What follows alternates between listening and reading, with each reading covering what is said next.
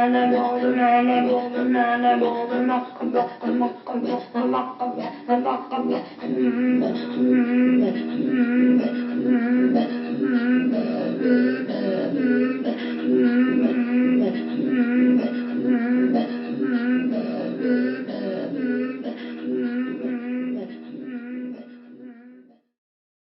mentioned a few times the Cree's designation for their territory, Eeyou Istchee, and said that on one level it refers to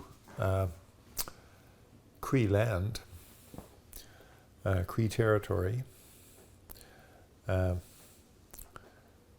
But if you unpack each of those terms, you realize that it's a richly polyvocal designation for territory, which becomes it is ontological in import. So Eeyou, which is Y dialect for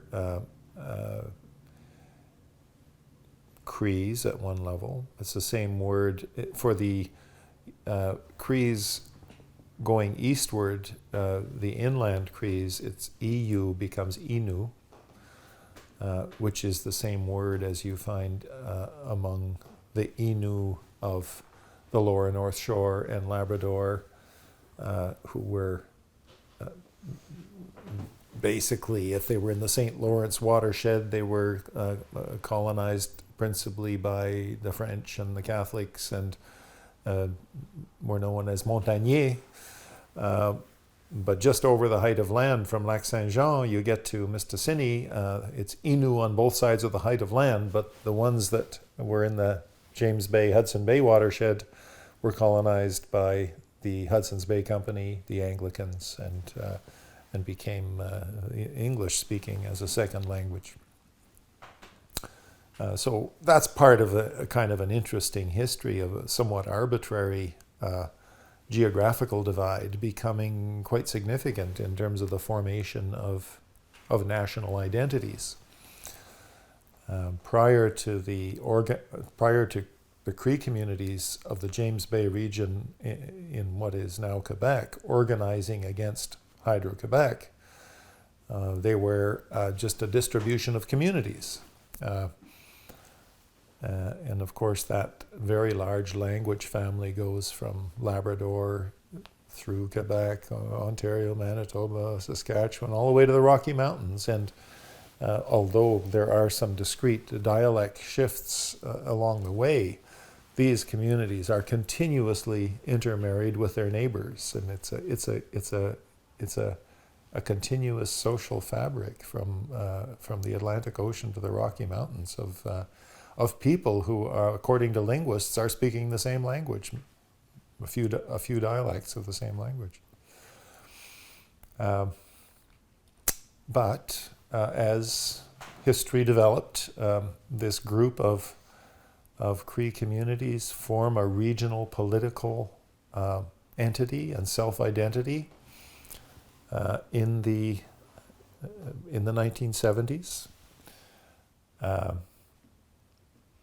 And at some point, what do we call our territory? They come up with the term Eeyou Istchee.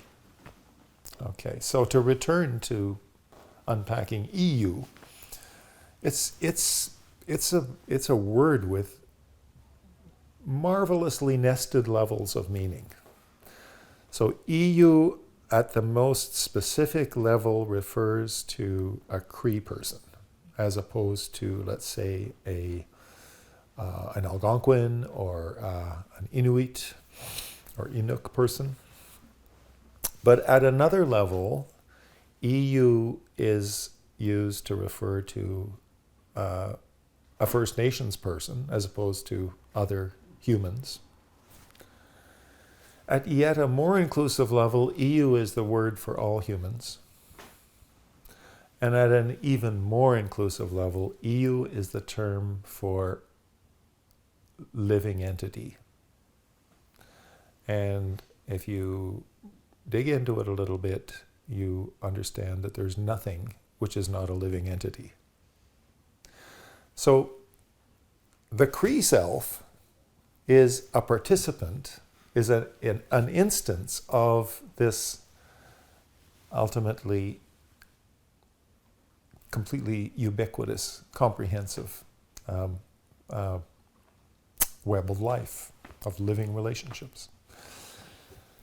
And Istchee, of the Eeyou Istchee, and in some other dialects and Algonquian languages, Istchee becomes Iski. Istchee is the word at the most very local level, is the word for the living soil. It's the word for moss.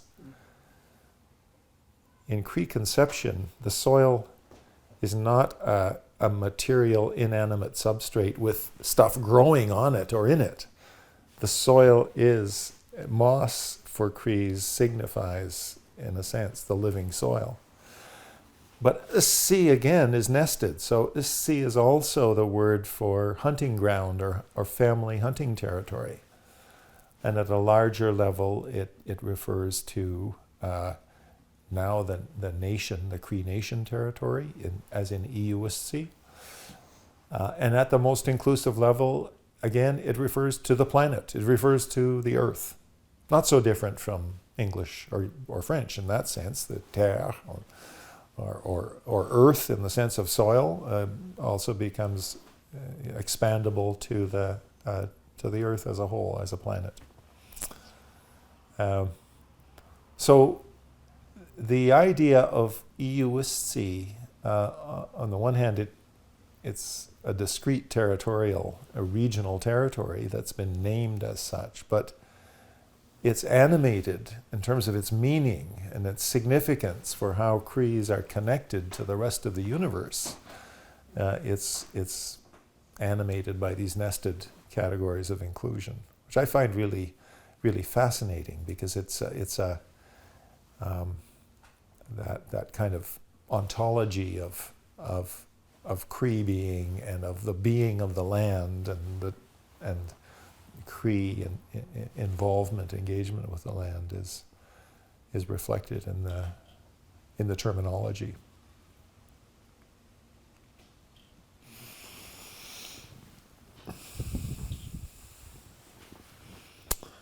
Yeah.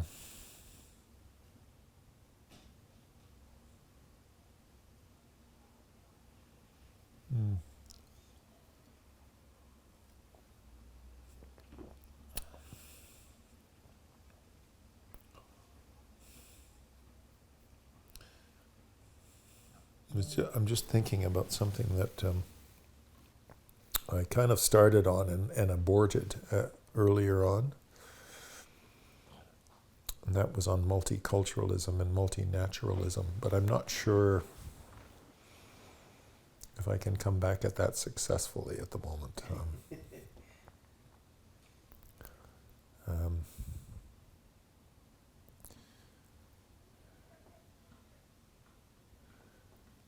Yeah, so, and just kind of thinking out loud about it, but, from an Amazonian ethnography perspective, people are doing what Crees are doing. So they're saying it's not the clothing that matters.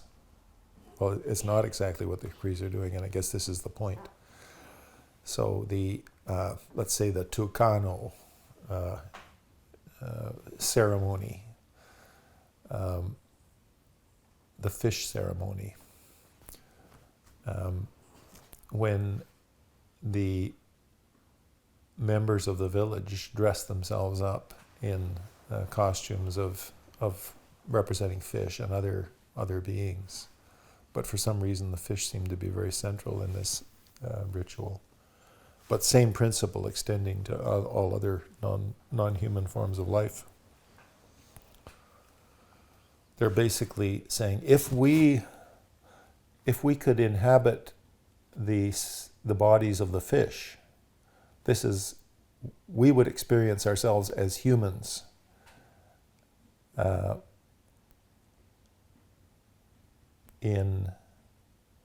It's just that our clothing is different. And so the assertion in multinaturalism is that the soul is the same. Trans species, the soul is the same, and it's the outward form that varies. And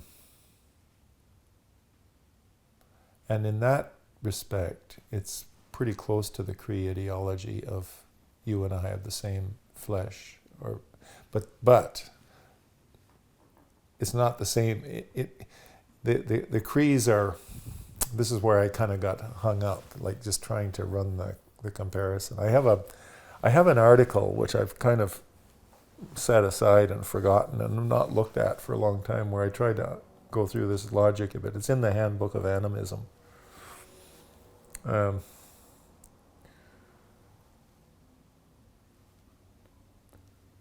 the Crees they're saying at one level, it's not just that we have the same spirit, we also have the same flesh. So, whereas in the multinaturalist vision, we have the same spirit, but we have different flesh. But the Crees are saying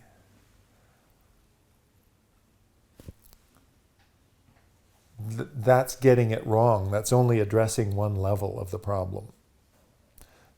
At the fundament of shared existence, we are the same in both flesh and spirit.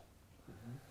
But when you come to understand us as humans versus you as bears, or you as geese, or you as moss,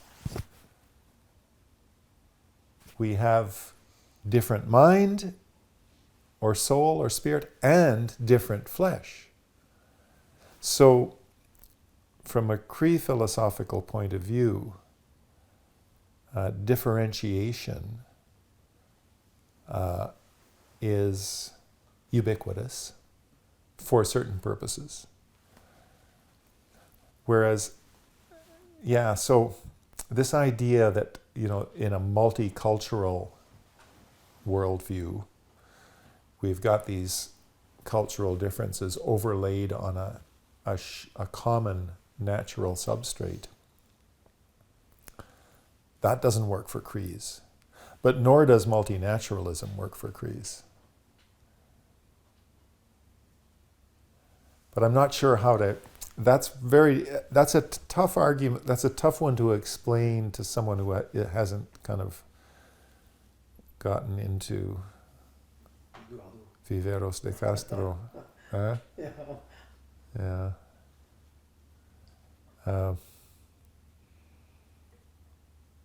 Because for Crees, it's so important to... the very foundation of ethics is on making the right differentiations. Yeah. Otherwise, you can't... Between bodies. Between bodies and between minds. You cannot be a successful hunter if you don't understand the difference between minds. You can't be an ethical hunter if you can't understand the difference between who you can kill and eat and who you can't kill and eat. But we're all the same. But it's all different, So we're all the same at a certain level. None of us is any better than the rest, either in body or in mind. The only thing that entitles me to kill another form of life is that that's not my form of life. And that I give back. It's not that I'm better than that. But nevertheless, it's monstrous to kill my own. Because I'm killing my own species. Some of the cannibal myths that, you could... But you can eat your ancestor. But, yeah.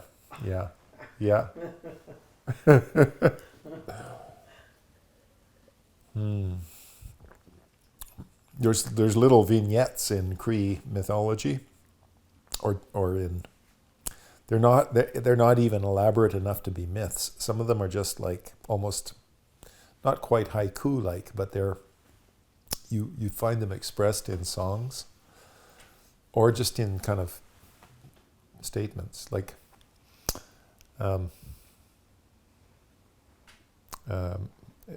well, often it's the shaman in the shaking tent who's being spoken to by an animal spirit, So the bear comes to the shaman and says, "You think when you're setting your traps for me that I don't know what you're doing, but I'm standing right over your shoulder, watching you as you set your trap.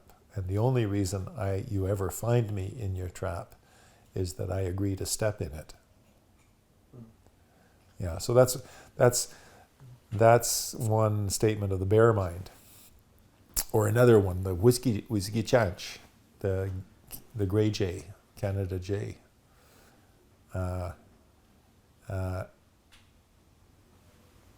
All the world is like my plate. There's nothing that can happen anywhere in the world that I don't see what's going on. And the behavior of that bird is like that.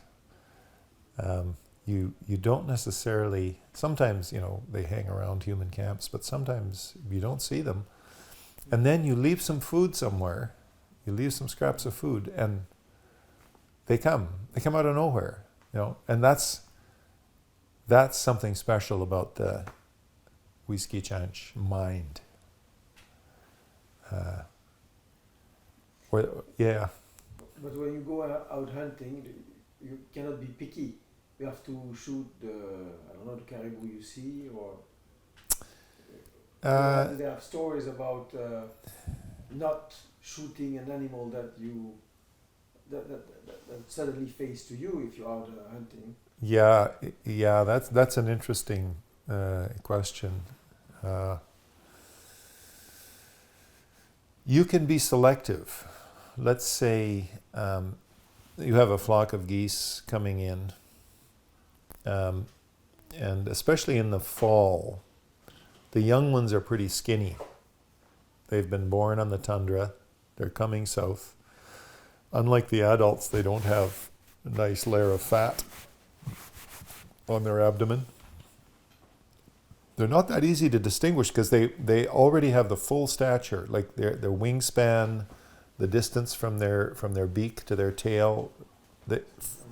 For an amateur, they look the same, but there's a difference in coloration of the belly plumage.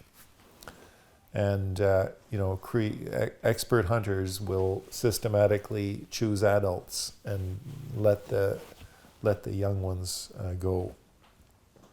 So it's okay to be selective. You can't you can't necessarily kill them all anyway, but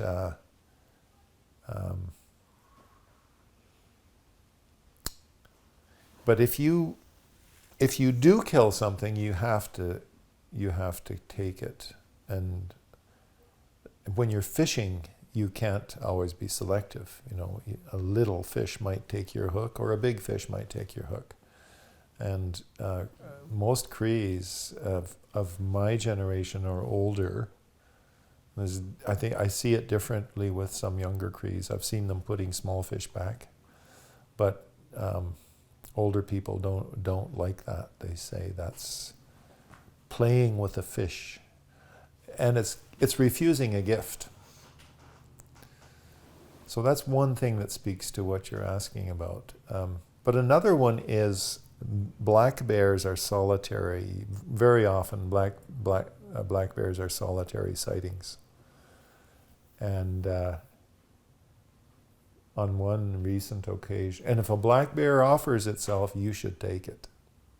So not to take it would be a dangerous offense, which could result in lack of success for a long time in killing bears, or it could potentially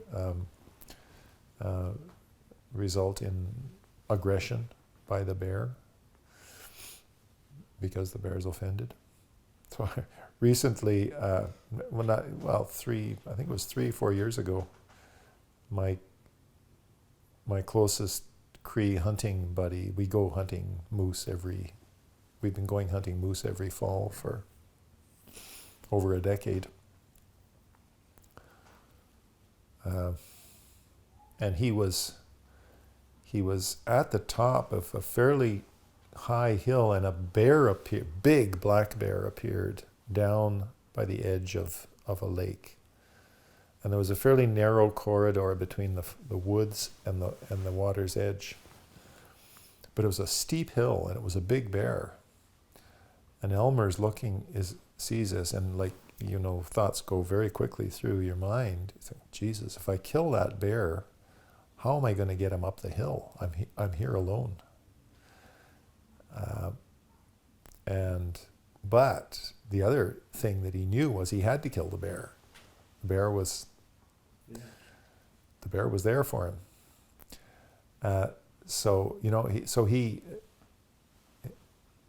All of this happens like in a second or two. These thoughts are going through his mind, and he's reaching for his gun, and he's taking aim, and the bear steps into the woods. And Elmer's, oh, thank God. I did not want to carry that bear up the hill.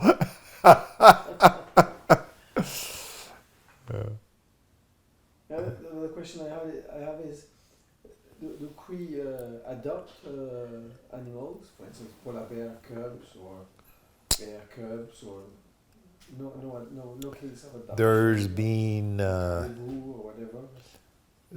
I've heard a couple of stories of black bear cubs being kept, but very rare. I think people would think of that as somewhat dangerous in the